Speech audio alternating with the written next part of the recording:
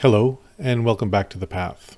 My apologies for last week. I was on vacation, but this week I'm back at it with more interviews. This week's guest is Guy Brodeur from Canada. He's a Shotokan practitioner. In this episode, we talk about how to make classical Shotokan karate more effective. We also talk about the state of karate in Canada and North America in general. We even get into some Brazilian Jiu-Jitsu and some sport karate. So without further ado, let's get into the interview. Welcome to the podcast, Guy Sensei. For people who might not know who you are, could you give us an introduction about your karate and your history of training? Actually, I'm in my 40th year this year. Started in January of 1979. And from a little small town called St. Hyacinthe, Quebec, that's southeast of Montreal, just about, I'd say, 60 kilometers away. And never stopped and trained Shotokan all my life. And did competition a long time and was coach a few times as well for Quebec and Canada. And I'm constantly trying to figure out to get better at the craft. So that's about it. When you started in 79, you started directly into Shotokan, or? Directly. Well, it's like most people, they find the closest place to their house. And that was the only thing that was available at the time. And I actually I fell into a great class, a great dojo. My instructor was good, special, I'd say, but he was good. And I already had some physical abilities because of gymnastics works that I did in the past. And so to me, karate was kind of easy at the beginning. And then you start to know more, and then you're not as good as you thought. And your teacher, is he still active in teaching, or? That's my first teacher, and then I've been with him for 16 years, and then I let him go, and I was alone for about 2, 3, 4 years or so. Actually, at first we were only Shotokan under Tsuruga Sensei in Canada, and then 1983 we joined the SKI, only SKI at the time, now SKIF, with Kanazawa Sensei. And we were there for quite a long time. And in 92, 93, we quit the SKI and all the political stuff that everybody talks about anyway, politics sometimes. And then I left, stayed alone for a while. And then friends of mine that I've knew across years and training and stuff like that invited me over to a seminar in Orlando. And that's where I found my second and actual teacher right now, Steve Hubel, who's in California, San Diego. Okay, and how often do you get to see him?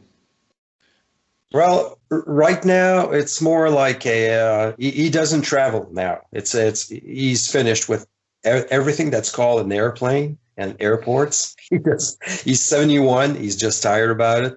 And if you can see here, there's a bunch of videos on my screen, and I watch videos of training we did together in those years, and I'm restudying everything. And I see him every September at the end or last days of August. I go there, and sometimes I go there during our spring break, which is in the first week of March.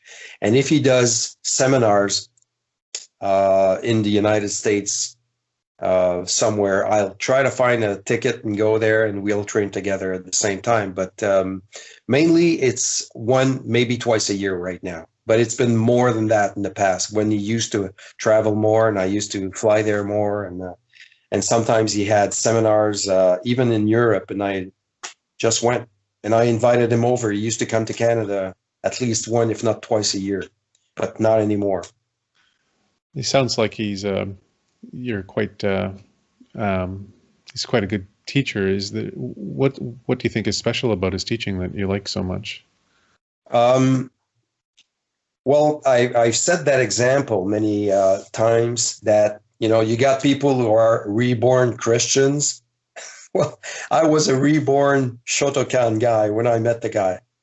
And I already was quite not to boast or anything, but I was 4 times Canadian champion in kata. And I was at first place in many times in kumite as well. So I used to do a lot. And I won Kanazawa's world championship in kata as well, team and individual. So I knew a lot, or I thought I knew about karate until I met him. And I was trying to find something new and feed my brains and my body for no new stuff. And the first time I met him in Orlando, he was 56 at the time. So it's been 20 some years now, or 53 actually. And I looked at my belt and I felt like it was back like a green belt. And I had to undo whatever I knew that I didn't like and look at his karate that was so much more effective and no nonsense karate approach, that I just decided to divorce myself from my body and my techniques that I used to do and restart, like unbuilding a house and rebuilding the house, which is a lot of things. It's demanding.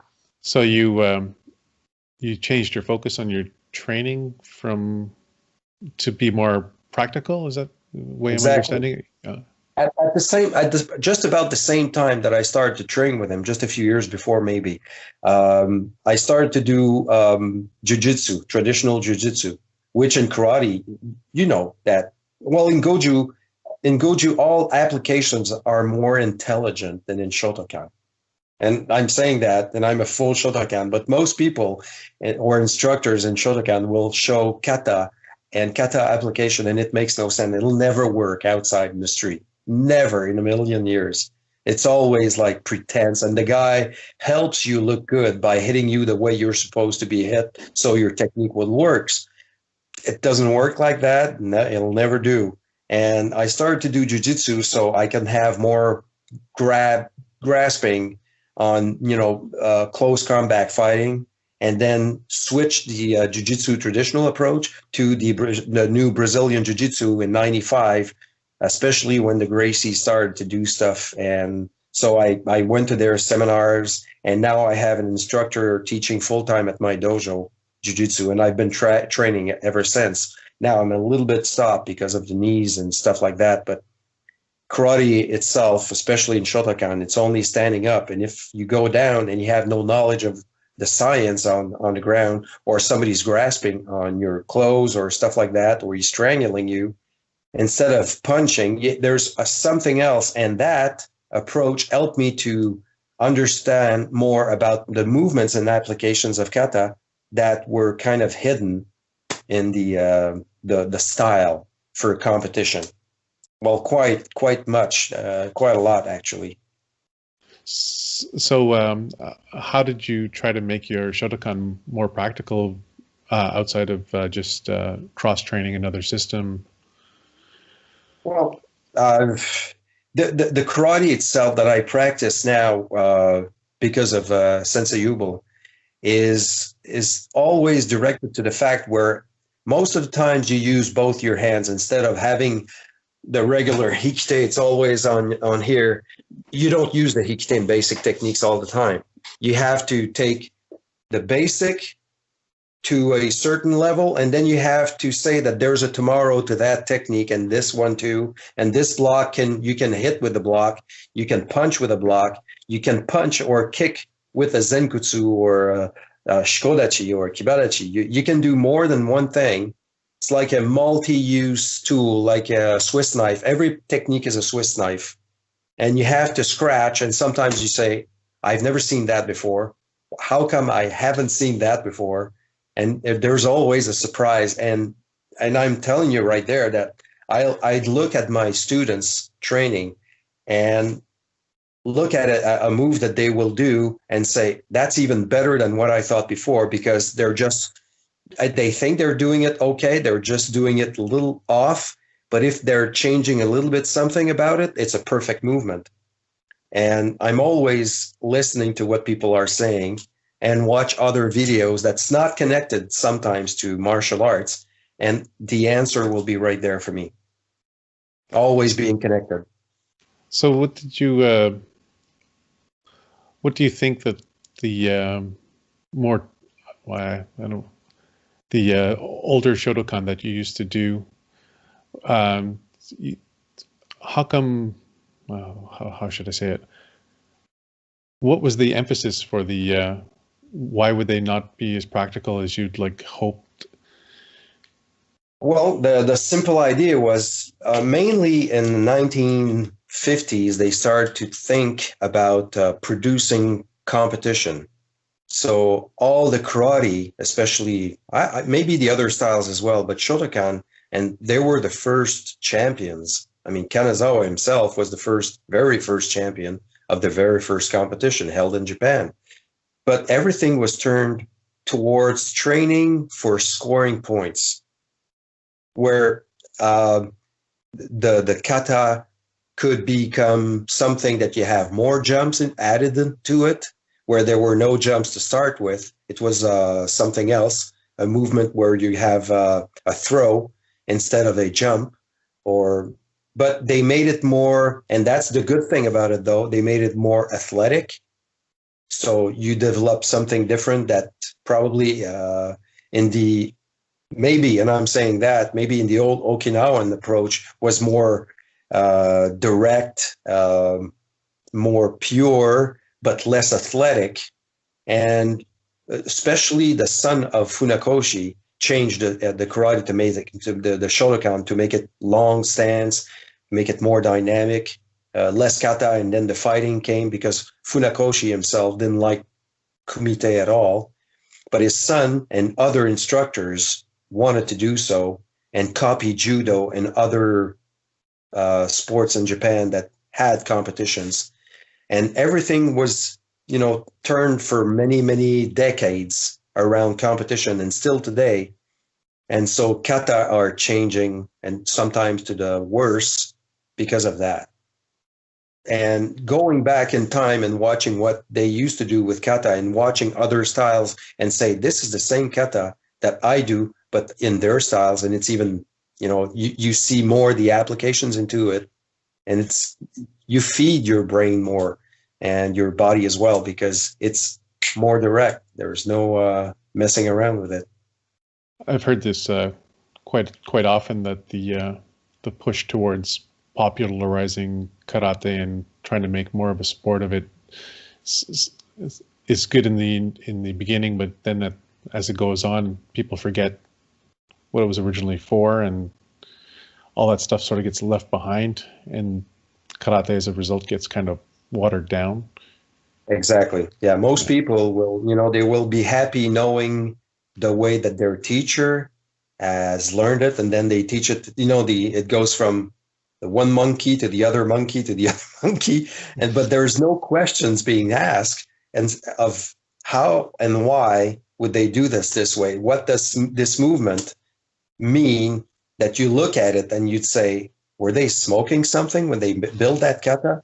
Or were they on the sake party? Because the movement themselves are so weird. And I had questions when they invented it.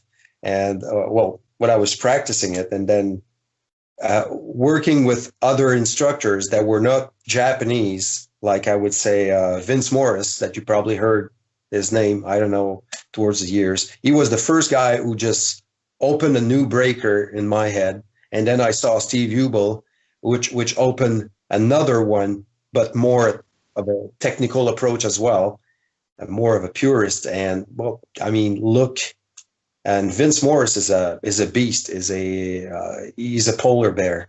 The guy is so big, but he makes sense. He doesn't like to F around with any techniques. He wants it to make it efficient. And Steve is the same way, Steve Hubel I'm talking about, but in a more traditionally Shotokan look into it without ever missing the point. It's fantastic. You should see the guy, 71 years old.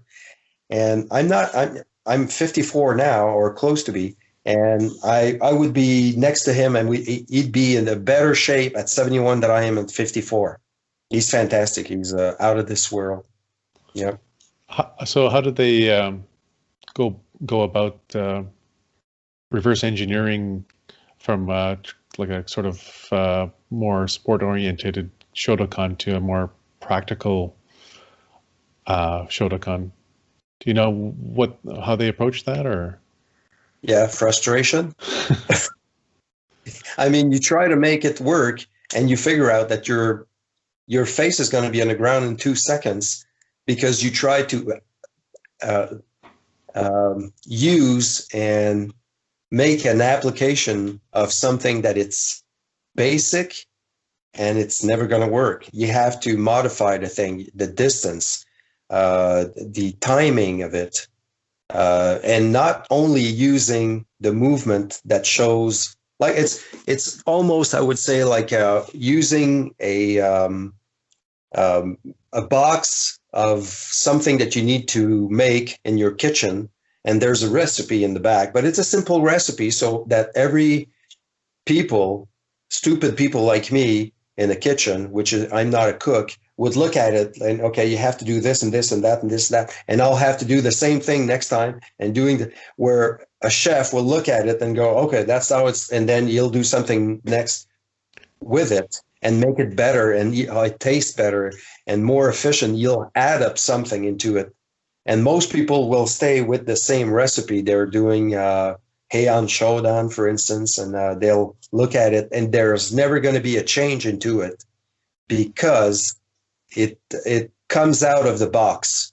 And they don't get out of the box. And I think the other way around. You need to step out of the box and look at it and say, oh, that's why there's a spinning movement in there. And, oh, it's a throw. It's not you turn around and you do a 270 degrees and you do a Gedanbarai to block a Maigiri, which makes no sense. In Star Wars, it does look good, but not in reality. So I guess, like you, they started researching and looking at other sources and thinking about trying to make things better? Okay. Yeah. Yeah. No, well, the idea is to watch many times other sports, other fighting sports, and looking at it and go, why didn't I think of that before? Because it makes sense, spinning movement, the way the feet move and how the feet are being used, how you can turn on the heel or the ball of the foot and it changes distance, or another application that can be used. And not, like I said before, every technique is a Swiss knife. So how did, I'm not familiar with how did Shotokan get into Canada? What was when did it come and who brought it? And like I said, it's probably when the JKA expanded after the war. You've heard of the JKA. Mm-hmm, mm-hmm.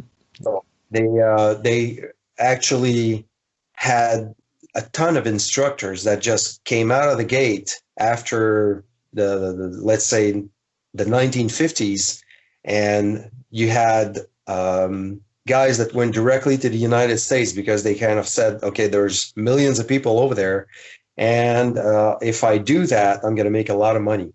And let's not say things in a different way, because it's a question of money in a way. They're going there, we're going to make millions. And they probably went there, and then they did. And they created the different organizations, and so they can be the chief of that country. And that's power moves.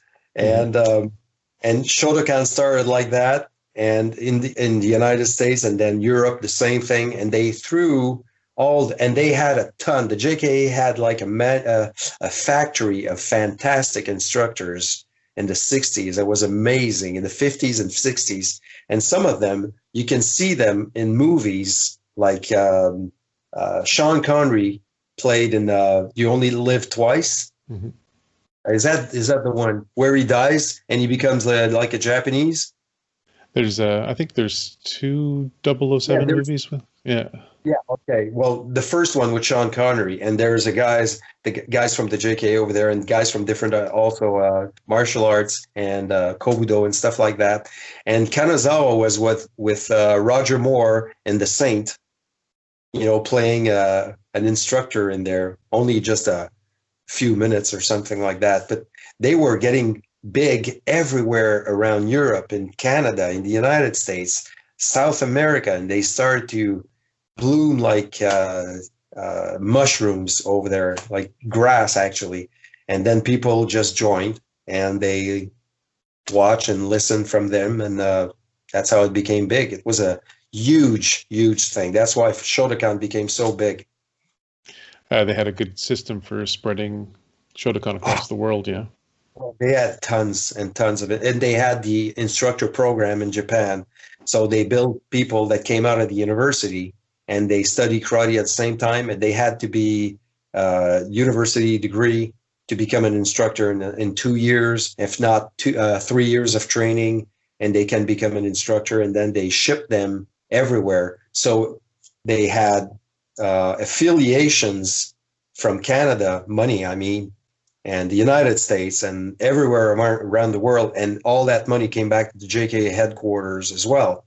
And then you have all these guys who were at the time new instructors. And after a while, they just parted away and started their own stuff. Like they were all Indian chiefs and Might as their well. own right.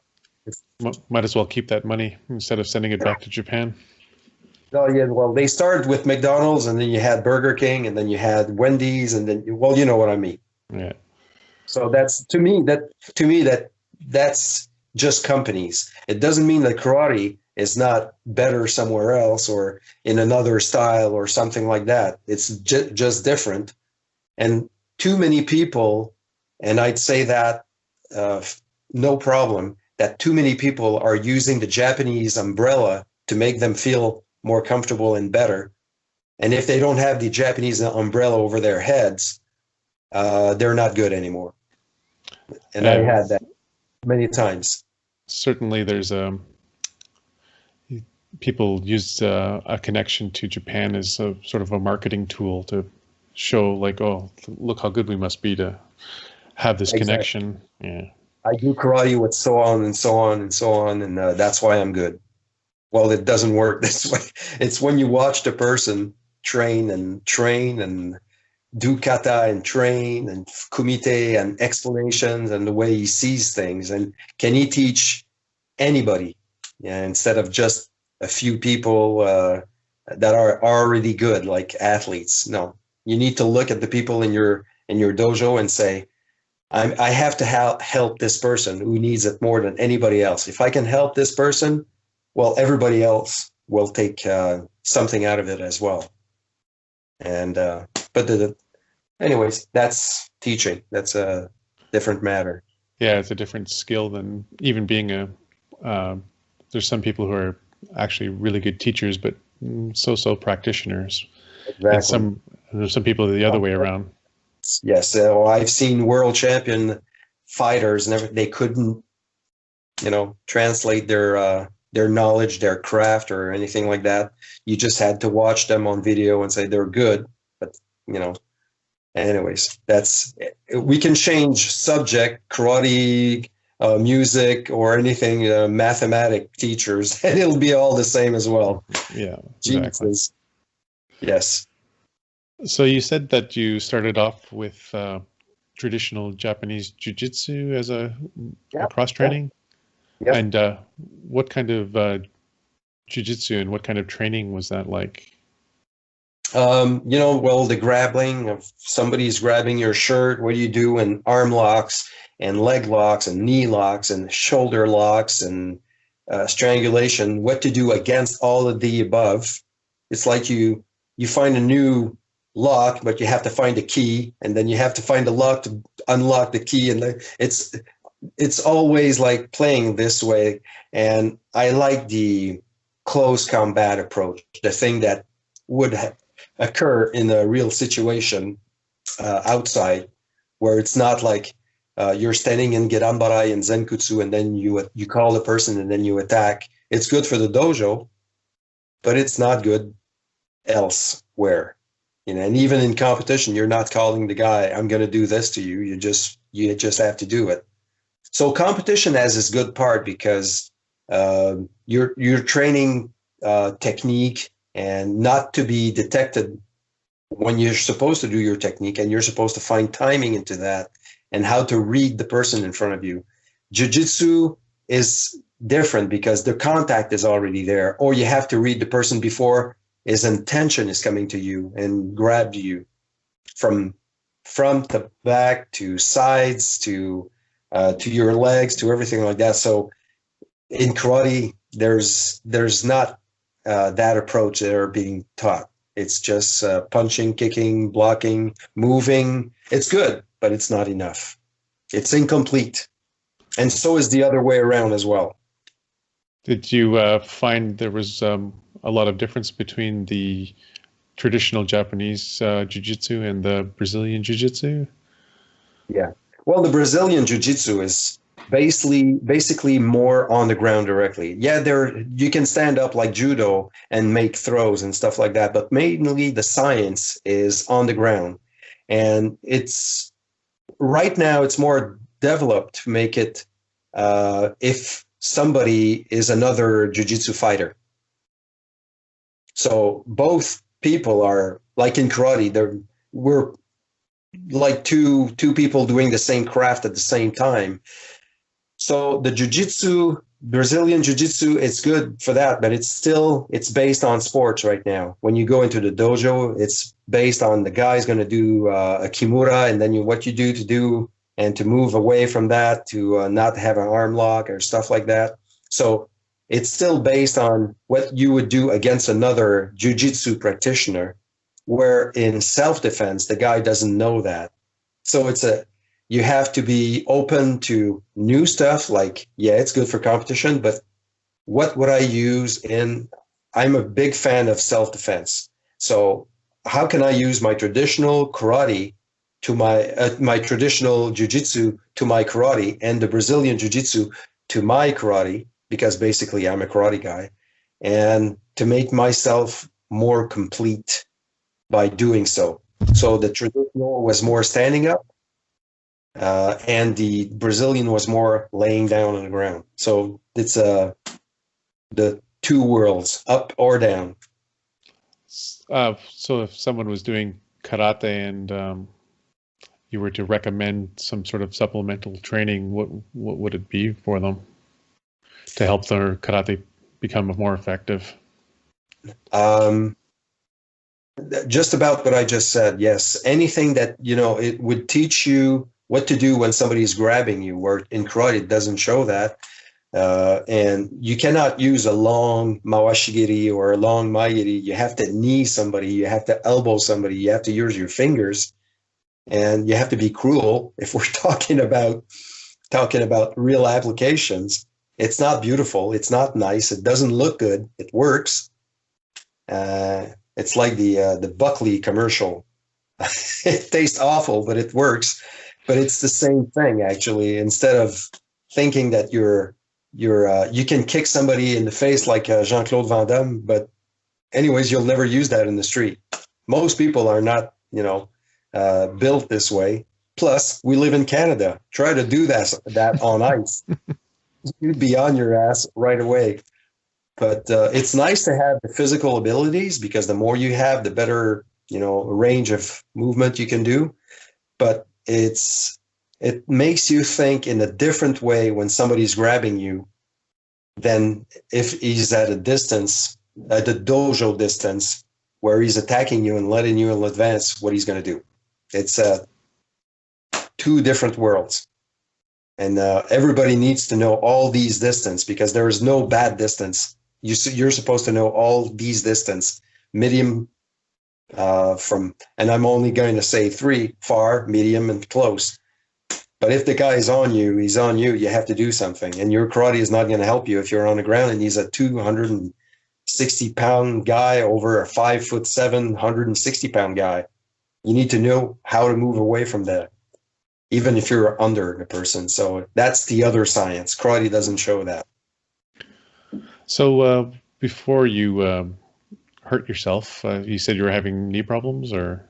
Yeah, well, 30 years ago, I did a knee to knee with a giant. The guy was doing a Mawashigiri, and I lift my elite to block my knee and do a Kizamizuki at the same time. But his knee hit mine, and he won. So I had a ligament problem right away. And then I worked on it, and then I became okay. But restarting to do jujitsu on the ground, you're always on your knees. And just that, I can't do that anymore. It's just like a big no-no, because after that, I have to teach and kick, and then my knee hurts. And I want to be as young as possible for a long, long time. And so I have to take away some stuff and keep other stuff. But I love to do jujitsu because it's a great thing. So what does like your training look like now in terms of like say like a week long training? Well, I do send people to competition once a while, but I'm not pushing people to go there. So even though I might have a pretty big dojo, I don't send people, like in my years, you were almost obliged to go and do both kata and kumite. But in my case, I was fine with it. I was good at it. And so it's okay. So I have to teach, for some people who like to train that, I have to teach the competition approach, kata and kumite. And I have to teach the basic like kihon techniques, the regular kata. I love to do applications and bunkai and oyo. I love to do that. Yesterday, that was my class actually. And you can do only the first white belt kata or yellow belt kata, and there's not enough with an hour or an hour and a half, or even 2 hours to go through everything that you can see in those katas. And I love to do that because it's self-defense. It creates pain. It hurts. Therefore, it works. And I love to show that to small human beings, that there can be a way from them to defend themselves in a situation where they have a huge guy in front of them. And I like to do that, like a lot of Kion. And I actually like everything. I love karate. It's to me, it's fantastic. I love the people doing karate. I mean, it's a family. It's my second family. I go to the dojo if I'm on vacation, like the Christmas vacation. It's a 3-week time where I'm off. I can't do that. I have to go back to the dojo. I send an email to people. We have to train tonight. Or I go nuts.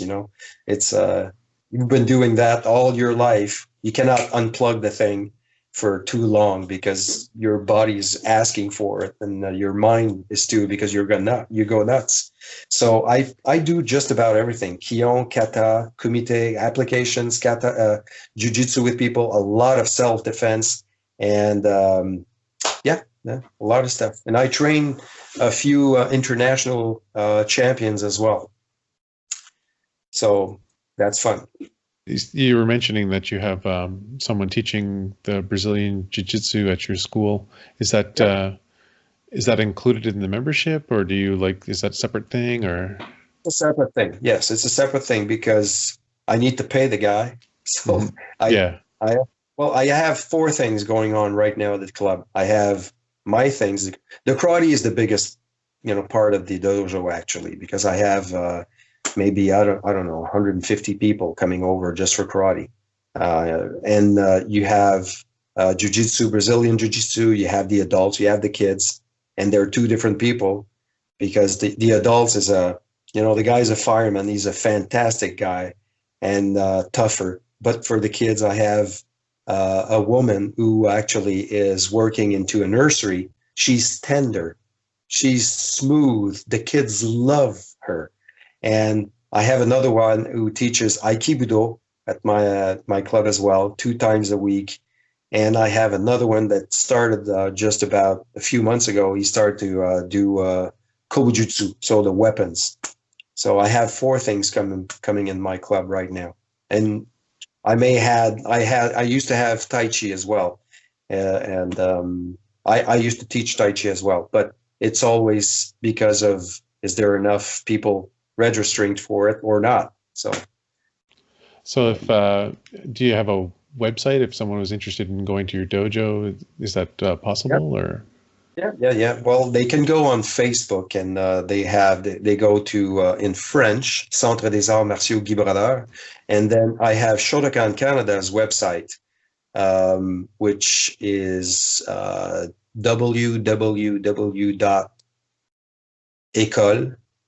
which is school in French, ECOLE, shotokancanada.com.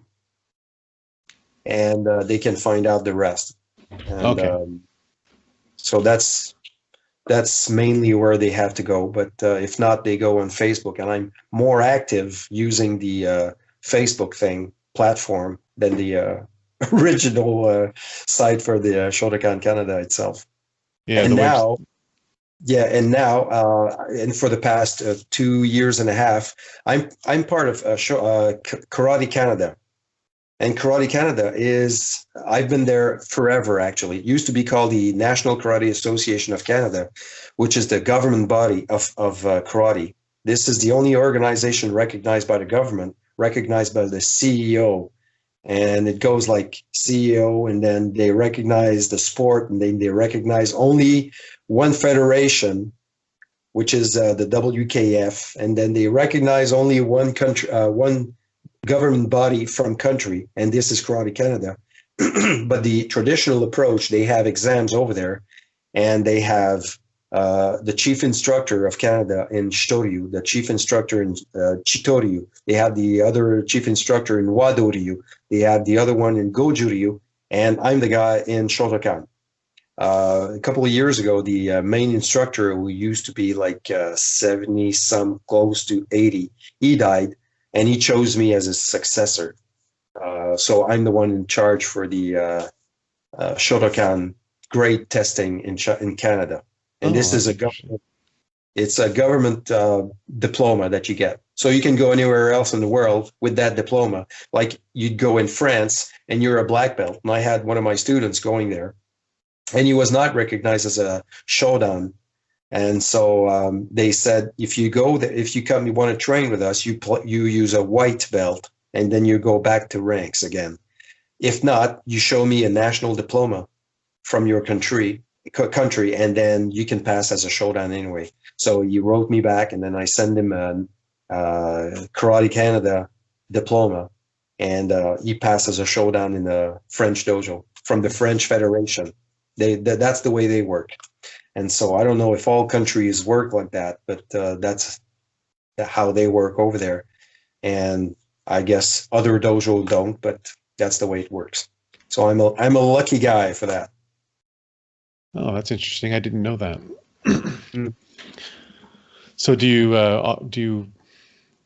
I know some other Shotokan guys I know that they do seminar circuits and things like that, or do you just mainly stay around your dojo? Or no, I do go out. Well, you know Scott Langley now. Mm-hmm.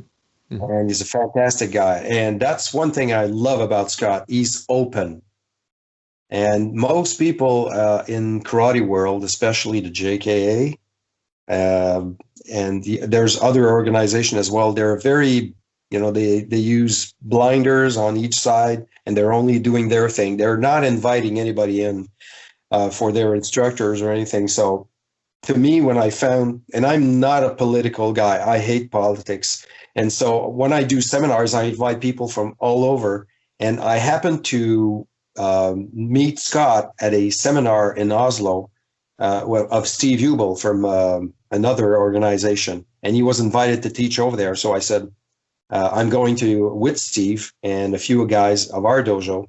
So we went there, and I met Scott, and he was one of the teachers over there. And Scott is a good-hearted person, and it just like clicked right away. He's smiley, and he's intelligent. He's a good teacher, and he's got his own stuff with the JKS, which is another part of the Shotokan world. And he has his own things, but he respects every single approach that people will come and bring to him or his dojo or his organization. If the stuff is not good, they're not going to take it. If it's good, well, that's the same way I think too. You have different people with different ideas. You may have 6 different instructors in the same dojo, but they all think in a different way. And you like the third instructor for one phrase that he said into his teaching, and you go nuts because of that. So that's why I like to go there. And he invited me over last year to Ireland, Mm-hmm. and I taught also in Birmingham, England, and I went to a few times in the States to teach as well, and in Ontario and stuff like that. And if someone is interested, they could get a hold of you for seminars through your Facebook page then? Of course, yes. Yeah. Yes. Yeah. Oh. So what do you think about the current state of karate in, well, I'm sure you know Canada quite well, but maybe North America? Well, as long as the old guys are still there, there's going to be a lot of big politics. And I'm not talking about Goju-Ryu or anything like that, because I don't know much about the other styles, but I'm sure that there are politics in every single organization style and stuff like that. And this Goju guy is better than the other one because his lineage is this way. I hear guys at competition telling me stories, and they're all like, there's no difference. And in Shotokan is the same thing. And sometimes I have good phone calls with my instructors, but he keeps coming back with those people in those organizations that are, kept like in a crypt and they cannot come out.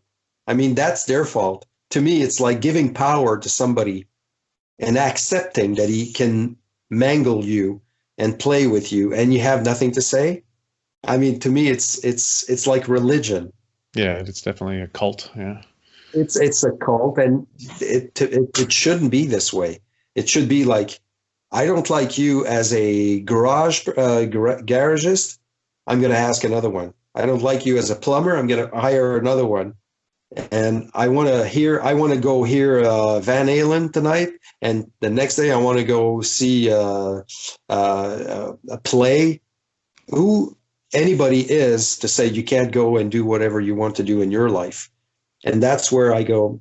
If I have my students, they want to go and do kung fu or jiu-jitsu or anything, I say go, run, have fun, and bring me back whatever you found that you like, and maybe I invite the guy over for a seminar.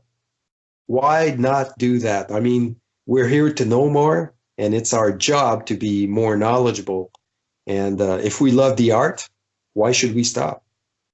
I mean, there's top artists just next door to us sometimes. And you know that is that Jesus who said, you're not a prophet in your own country? I'm not sure. He said like that in the Bible, but it's the same thing here. There's jealousy, and people don't invite you over sometimes because you're too close, and and somebody said that to me once, you're not exotic enough. Somebody from my own province said, no, you're not exotic enough. We need somebody that, sounds different. Okay, well, you're lost. But just in my province or in Ontario and stuff like that, they're fantastic karate people. I had guys from other styles coming into my own summer camp and winter camp, and people just went like, wow, that was fantastic. It was different. And they want to see different sometimes. Yeah, I think that's a good way to keep things healthy as well. Like otherwise, your karate will start stagnating. And that's right. And I think right now it's getting to the point where there's more and more people who think the way I think. They don't have to be attached to a certain organization, and sometimes they should because their karate sucks. But they should be with some instructors to point them out in the right direction, and they just don't see it. You probably go on the internet quite a while yourself and watch videos of certain instructors that shouldn't put their stuff on the internet. I mean, it's not good publicity for them. And so when I see guys like Scott Langley, which his karate is really good, and he invites a lot of people over at his place, and people are so nice in Ireland. It was fantastic. I mean, to me, it's a blessing. I mean, knowing guys like that who thinks the same way, it's fantastic. Yeah, I always find there's two two different sides of the same coin. There's the novelty for novelty's sake, so people don't really get good at what they should be good at, so they're always off looking at something else. But people who tend to stick with one thing and do it really well, and then start adding things slowly, tend to be a lot healthier, I think, and they don't have to prove anything. Yeah, they still keep up to their own thing, but they dose something new into it, like a spice, instead of filling the tank with something new that just mix up everybody.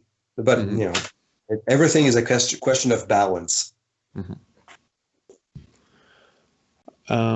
I guess we're coming up on 45 minutes here. Is there anything else? Is there anything else you'd like to talk about, or? Ah, man, how's the weather in your part of the country?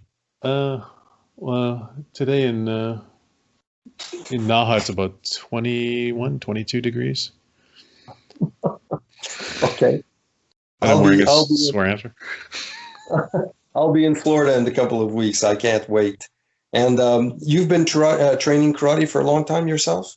Yeah, I started when I was 15 in Sudbury. Okay. And I'm 47 now, so. Okay. But most of it's been in Japan. About 12 years in Sudbury, and then I moved to Okinawa. Wow. Because of karate. Yeah, I originally just came for a year to travel a bit and train. Okay. And I ended up staying. Japanese? Yeah, that's right. Yeah. Okay. And you have kids as well? Not yet. No. Okay. Not too late. And so you still practice many hours a week, or? Not as much as I used to. I still go to the regular classes, but I don't train on my own as much as I used to. Okay. But you have people from all over. You have people from other places of the world that comes and see you, and they come to they come to my teacher's dojo. I don't really teach, so I translate. Okay. I translate more than I do anything else. Okay. So. It is something. I have to congratulate you on you being so patient in Japan for so many years. But I guess the dynamic of Okinawa and the one in Tokyo is a lot different. Yeah, the Okinawans are a bit more like they're strict, but like in a different way. Like for training, it's not so militant, but they're strict about how they want things done and how much you should train and stuff. But talking to my friends who've done Japanese Goju-ryu or Shotokan, it seems it's a bit more militaristic in the mainland. So yeah, that's what I heard too. Yeah, Okinawans are pretty laid back compared to mainland Japanese people. So maybe one day I'll have the time to take a plane and it takes 26 hours to get there or something like that. From Sudbury to Naha door to door usually takes me about 23, 24 hours. Okay. But from Montreal, you might be pretty straight. Yeah. Well, anyway, I'll try to keep up a few loonies and toonies in my pocket just to make sure that one day I'll be able to do that again.